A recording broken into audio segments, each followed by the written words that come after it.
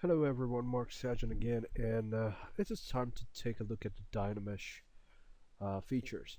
Now, first of all, a Dynamesh is prepared here at Project Files, but I want to show you how to create it from the scratch, okay? Because there is a couple settings you want to pay attention for. So let me turn off a Lightbox at first, and right at the beginning, I need a sphere 3D. Drag it out. This is my sphere 3D, and because I want to edit it, I want to sculpt on it as a Dynamesh model later on. It's not yet a Dynamesh. I have to press on edit mode. So now I'm entered edit mode. I will be ready to edit this guy, and a couple settings to get through. So first of all, this madcap red wax is not really useful for sculpting because it distorts many details. So it's kind of looking good, but it is just not honest with you. So what you want to use for modeling and sculpting is a basic material. That's quite a good starting point. Um, okay, now what to do if we want to make it as a surface that's ready to be modeled. First of all, if you hit make polymesh, you can convert it into something that's easily adjusted. Right now I'm looking for my uh, Dynamesh options, but because it's not a polymesh 3D yet, the options are limited. If you want to edit at the beginning, don't forget you can edit while the initialize section. Okay, so you have some room to edit the basic 3D mesh, but right now we are starting with the sphere, so we don't care about that. Make polymesh 3D. Now it's a polymesh 3D, and now within the geometry there is something new I want to use, and it is the Dynamesh. Now before I'm enabling Dynamesh, let me zoom in and press Shift F to show the wireframe. As you see, we have this nice green polygrouping color, and what we have, these squares will be switched to something else when we are switching to Dynamesh. A polymesh 3D model, especially a sphere, contains a set of quads like rectangles and a couple triangles at poles of the sphere. Now if I want to edit it, just let me show it quickly. So if I'm switching to a move brush before I'm changing to Dynamesh, that B as a brush, that's the hotkey. I'm just pressing B, I don't hold it, just pressing. M as move, and V, and that will switch to, in this case, this move topologic brush. So I can change the size of my brush. Let me change it.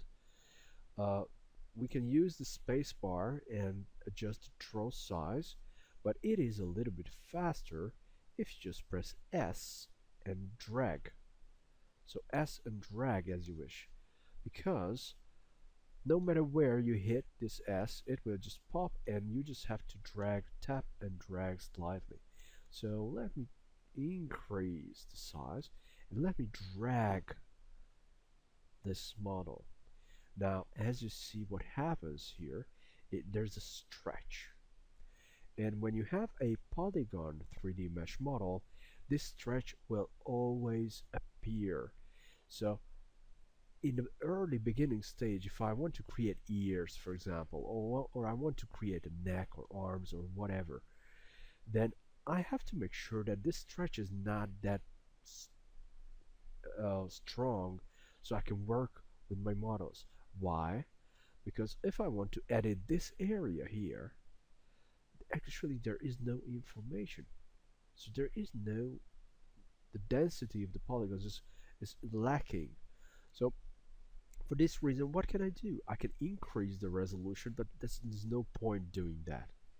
And this is the situation when Dynamesh comes in. Now, it looks quite weird, but what happens if I'm just enabling Dynamesh? Dynamesh, when this mode is activated, it is a interactive 3D mesh generation tool. So what does it mean? If I'm switching even a larger brush and I try to drag it out, drag this more, can you see the stretch is visible? But I can update the Dynamesh model, and when I'm updating the Dynamesh model, the mesh will be recalculated and this stretch will disappear. Now, a good question, how to update? If you're holding down Control and drag outside the model, it will update. This is a masking tool, but this masking tool is connected with Dynamesh. So whenever you are holding down Control, it will switch here temporarily to the masking tool, and that means you can mask your models. This is the masking tool. Let me turn off Shift F. So right now you see the mask as it is. Control is the masking tool. And when I'm controlling and dragging outside a model, it will clear my masking tool. And if I'm dragging it again, it will refresh my model. Okay, so Control is a masking tool, but masking tool is connected with Dynamesh. So when you control and drag, that will refresh the model. So, but honestly, the resolution of this model is way higher than I need.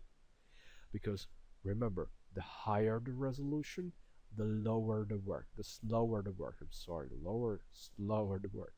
So what if I want to change the Dynamesh resolution, higher or lower, whatever?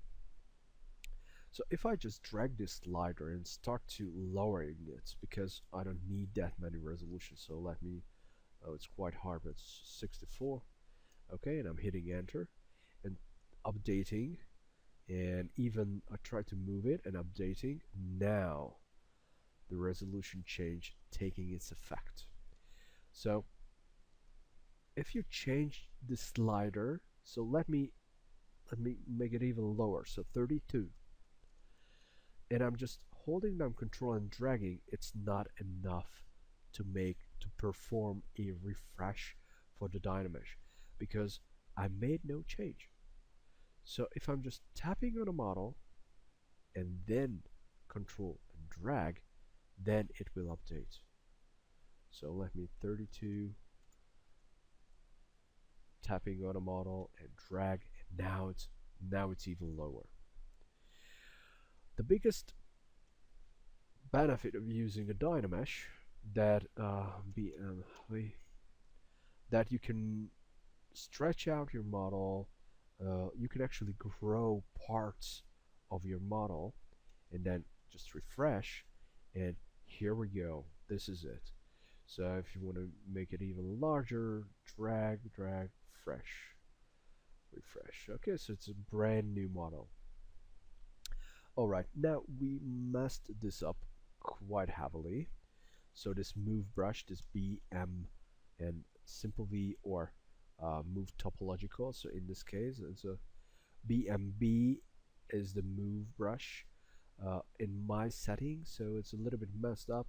So the default hotkey for move brush is BMV, and for topological move brush is BMT actually, but it's in this case it's not that, but on your ZBrush it might be there.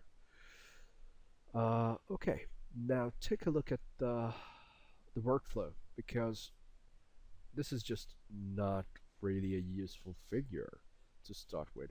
So I will go back and start a Sphere 3D. So leave edit mode, Ctrl N to clear this up, and I need a simple Sphere 3D, dragging it out, enter into edit mode. I want to make it as a Polymesh 3D and instantly turn on Dynamesh, but not with this high resolution. Let me lower the resolution to 64.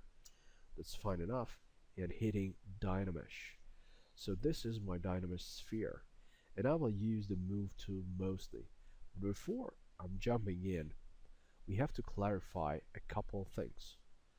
First of all, if you turn on Shift P, it will show the platform, the grid. Now, why is it important? Because especially when you start, you want to see these indicators. Because remember, the Z-axis is always pointing towards you. So our front view is this one. This is the right side because the red vector, the red coordinate, the X coordinate is on this side. This is the right side of the figure. Not me, not mine. This is the figure's right side. And we also have to adjust the perspectivity when we are moving on. So if you hit P, it will turn on perspectivity, but if you zoom out a bit, you will recognize that this is quite a strong perspective. So it's not really accurate to work with. And by default, this perspective is just pretty high in ZBrush.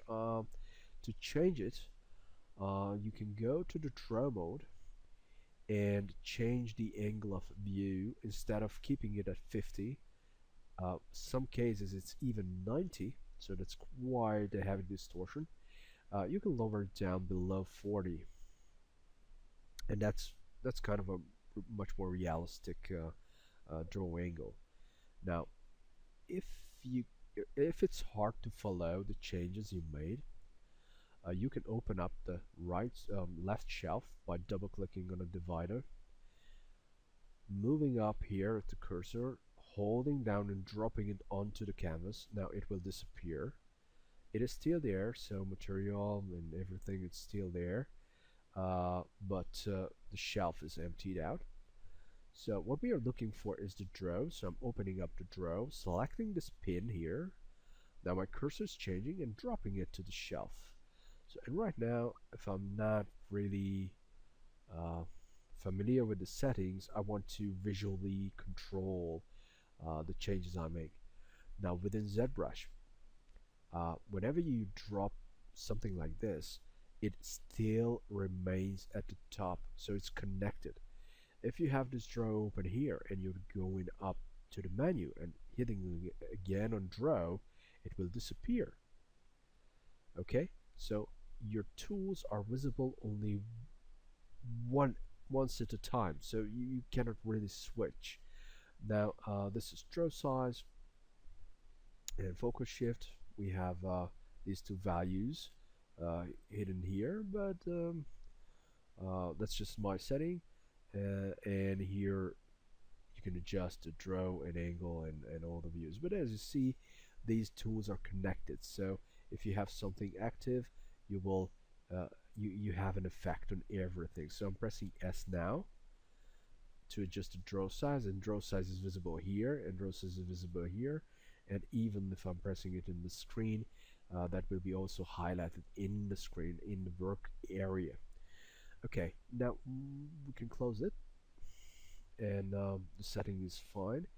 Another important notice that it's quite hard to navigate if your figure and your sphere is rotating everywhere, and because X, Y, Z axis is enabled, that means you can flip it around, rotate it around quite heavily, and this is just not a real life case.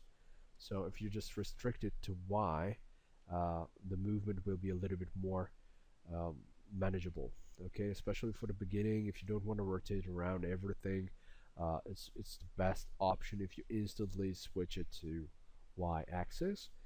Shift P is to turn off or on the set, and as we see, we have this, let me show it, so we have this blue vector coordinate that indicates the face. Now another big question, so Dynamesh is enabled, we see the floor, we see everything, is how to initialize symmetry. Now if you press X, symmetry will be enabled. It's working back and forth, So what you do on this side, it will be flowed on the other side. And if you hit X again, it will disappear. Now, when I'm hitting X, please pay attention on the edge of the brush. Can you see the double cross? That simple hairline along the edge, it doubles up, and that indicates I have a mirror mode on. It's quite handy. So a double edged brush, the other side edge is when it's double, it shows that we have a symmetry enabled. Now, if you're looking at the transform palette, you will find activate symmetry. And what we are basically doing is, by hitting X, is we are activating symmetry along the x-axis. And x-axis is the red one. Okay, so what you are doing on the side will be mirrored on the other side. When you are approaching to the front, where your mirror plane meets, then you can just work along the symmetry plane. So you don't have to worry about this. You can just extend your model as you wish. Okay, now this is a kind of a fundamental situation. So we will start sculpting from here, and we'll start using Dynamesh. Okay, so symmetry is enabled, front area is set up, and now this is a good way to start sculpting on a kind of a skull head.